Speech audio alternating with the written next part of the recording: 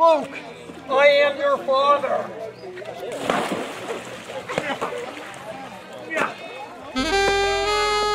It all started out innocently enough, a pool party at Ken's, where I'd get to reconnect with many of my old friends from art school.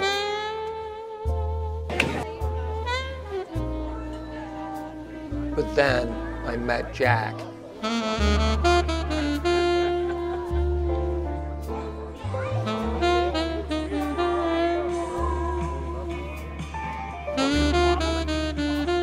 Ken filled me in about Jack. My good friend Jack Patronik, who passed away last fall, he had several rare cancers, and he was a subject at the NIH, and they kept him alive for many years. But Jack knew he was going to be dead soon, so he decided he really didn't want a prayer card like most people get at funerals and stuff.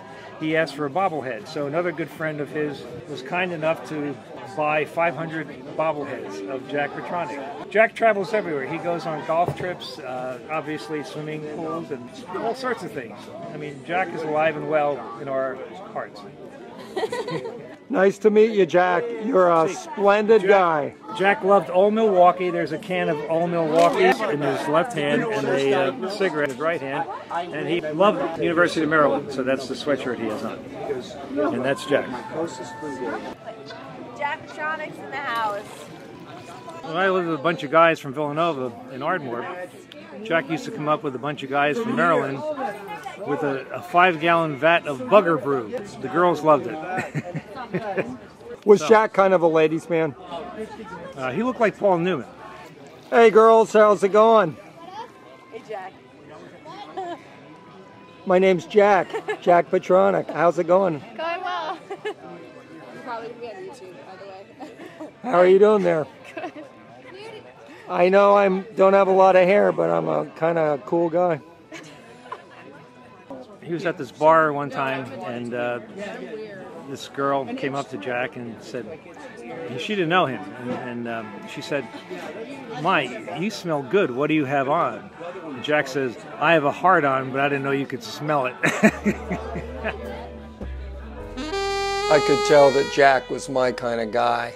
We'd each had a few beers and started walking around the pool together. Then Jack really stepped in it. He tried his ribald line on the new generation of young ladies. I have a heart on, but I didn't think you could smell it. Not funny? John's talking boners. It wasn't me. Jack, you nasty boy. What have you done? You got all my friends mad. Chicken boners. Okay. I'm ready to go. All right, Jack, will you please apologize? Feeling uncomfortable? I'm sorry. I'm sorry. I'm sorry. At this point, I should have known better and handed Jack back to Ken. I'm pretty timid and risk-averse, but Jack is a wild card. I should have known after the incident with the chicks that more trouble was coming. But Jack is a complex guy, and just when you think he's dangerous, he'll do something so sweet you'll let your guard down. I introduced him to my journalist friend Stefan, and he immediately gave him some great advice. Do you smoke? Can I suggest that you quit? You can. It didn't do me any good. Jack Patronik. Thanks, Jack. Jack and I sat down with Stefan and his wife Jenny and started soaking up some rays. Actually, Jack wasn't sitting. He was standing on the table. I was watching some great diving when it happened. Someone, not me, bumped the table, and Jack went down hard. In no way was it my fault, but just guess who got the blame. Even worse, Ken put a curse on me. The curse of the bobblehead. I didn't do it. All right, Edgar. Edgar, I'm not really cursed. I didn't do it. I really did. John, I'd be careful driving home tonight. Jack's spirit is still... Jack, truly, I'm not kidding. I'm very sorry about this. I think you're going to be fine. Will you forgive me? Who was I trying to kid? I was doomed. These guys are all Eastern European where they really know how to do curses. Ken is Polish from the Jeże boat school. That means go boat, and it can cover a multitude of sins. Edgar's Latvian, hardcore, of the World Peace Means a Free Latvia school. He eats cloves of garlic to ward off colds. He knows the secrets of the old country. Never works. The problem with the curse is you can't do anything about it. It's there until the curse is fulfilled. It could be when you're 80, it could be tomorrow. Edgar, this isn't helping at all. I consulted a Scotsman. You Scottish people, you can lift curses. Can't you just... We're better at putting hexes on people. And Jack himself, he's Ukrainian. Why me? I'm a nice guy, always helping out. I was nice to Edgar's daughter. Like many kids, she has some pipe dream about making it in the movies. So I gave her some acting tips. You want to show emotion, it's like this.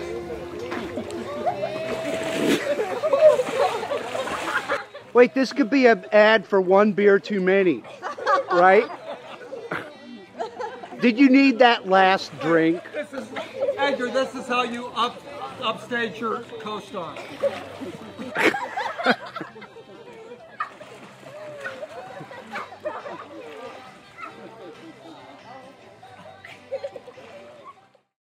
So yes, I am a selfless person, and it's not always easy. I hate working with these child amateurs that just don't have the... Everyone was having fun, except for me. This might sound kind of crazy, but the curse that Ken has put on me makes me feel kind of horrible. What did you do with Jack? See, they just won't let it go. I didn't do anything with Jack. It wasn't my fault. Yes, it was. I know you, John Thornton. In my inchoate misery, I began to lash out. If I'm cursed, I have to share the curse with other people. Liz is picking her teeth with a knife. Come back. Fortunately, I have a friend who has a little bit of human decency. I think a curse from a broken bobblehead would, at worst, be your plate of spaghetti will come to your table cold. Bobbleheads are not really curse-worthy. I felt a little better, but truthfully, even cold spaghetti upsets me. In the end, it was my slightly demonic Scottish friend who helped me escape the curse of the bobblehead.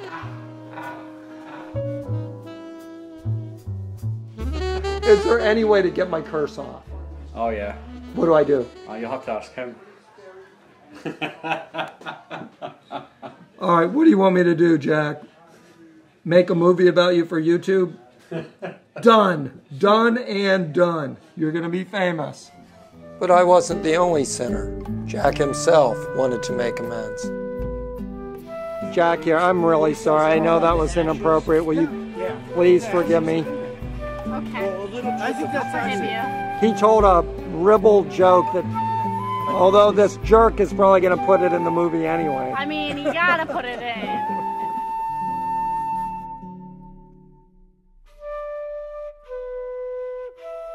Bobblehead travels on golf expeditions with the guys.